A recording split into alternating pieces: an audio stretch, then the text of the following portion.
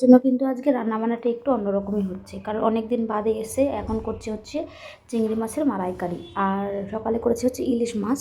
তো চলো এখন হচ্ছে ভাত বসিয়ে দিয়েছি, রান্নাটা করে নিয়ে আগে তারপর দেখা হচ্ছে। এদিকে কিন্তু ভাত আমার হচ্ছে, আর এদিকে কিন্তু মালাইকারির জন্য সমস্ত মশলা টশলা আমি এখানে রেডি করে দিচ্ছি।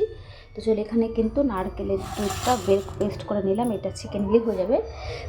আর শুভ তো অনেকদিন বাদে এলো, তাই ভাবলাম যে তাহলে কালকে চিকেন করা হয়েছে, তা আজকে হচ্ছে ইয়ে করি, তোমার হচ্ছে চিংড়ি মাছ মালাই করি। তো ঠিক আছে তাই হবে।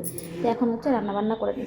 শুরু হয়ে গেল হচ্ছে রান্নাবান্না। তো দেখতে পাচ্ছ এখন হচ্ছে ঝোল দিয়ে দিলাম। তো মশলা দিয়ে কষিয়ে এখন ঝোল টোল দিয়ে, ঝোলটাই মানে হচ্ছে তোমার নারকেলের দুধ বের করে সেটা দিয়ে এখন একটু ফুটবে। ফোটার পরেই কিন্তু আমি মাছগুলো দিয়ে দেবো। চিংড়ি মাছগুলো কিন্তু ভালোই সাইজ ছিল, আর চিংড়ি মাছ নিয়ে এসেছিলো ঈশানের জন্য। ও আবার চিংড়ি মাছ খায় না, সেটা আমরা তখন জানতাম না, কিন্তু সবাই বেশ ভালো খেয়েছে, শুধু ঈশান খায়নি। ওকে তো সকালে ইলিশ মাছ করা হয়েছিল সবার জন্যই, সেটা ও খেয়েছে। আর হচ্ছে ছিল সেটা বলেছিলাম দুপুরবেলা তাহলে তুই এটা দিয়ে খা, তারপর ডিম ভাজাও করে দিয়েছিলাম। তারপর দেখো আমার কিন্তু হয়ে গেছে, ফুটিয়ে নামিয়ে নিয়েছি। কেমন হয়েছে তোমরা কিন্তু অবশ্যই জানিও।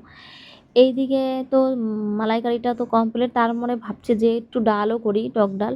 তো এই যে টমেটো দিয়ে ডাল করছিলাম আর কি, সেটা একটু দেখালাম। তারপরে এখন সব রান্নাবান্নাগুলো দেখাচ্ছি, ডাল, মালাইকারি, আর হচ্ছে তোমার হচ্ছে কুমড়ো ভাজা। তো এই ছিল রান্নাবান্না। এখন হচ্ছে তো সহজে কাছে আসে না, এখন কিন্তু ওর কাছে আসার সময় হয়ে গেছে, যেহেতু দাদা বাড়ি যাচ্ছে।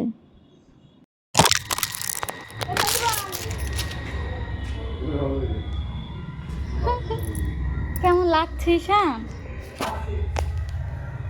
ঈশান রে,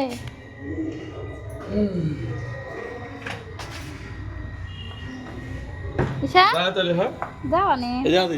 আচ্ছা হ্যাঁ, ওন তো গোবা ফুল তোলেন। আচ্ছা যাবো, আবার আসবো সবাই। ঠিক।